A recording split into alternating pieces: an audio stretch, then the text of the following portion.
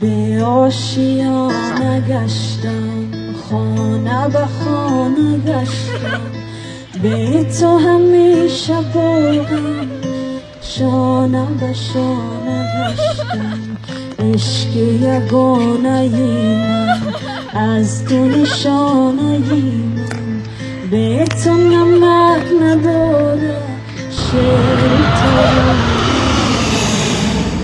سرزمین من خسته خسته از جفای، سرزمین من بی زروت و بی صدای، سرزمین من دردمند به دوای، سرزمین من.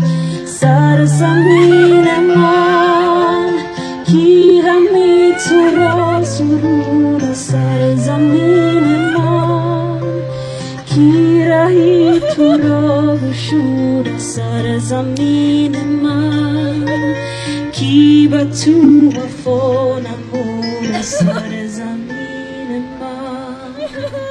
ماه و ستاره ای من، راه دوباره ای من، در همه جا نمیشه به تو گذاره ای من.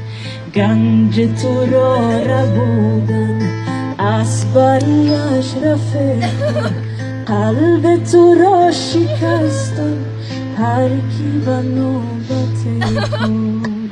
سرزمین من خسته خسته از جفای، سرزمین من بی سرود و بی صدای، سرزمین من دردمند به روای، سرزمین من. سرزمین من مثل چشم انتظار، سرزمین من مثل دشت کوه و بار، سرزمین من مثل قلب داغدار، سرزمین من.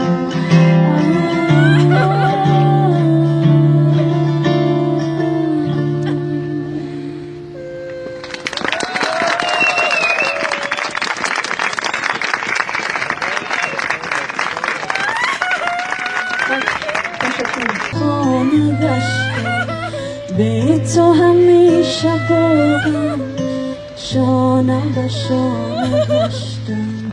عشق یگانه ای من، از تو نشانه ای من، به تو نمک نداره شعر و ترانه ای من.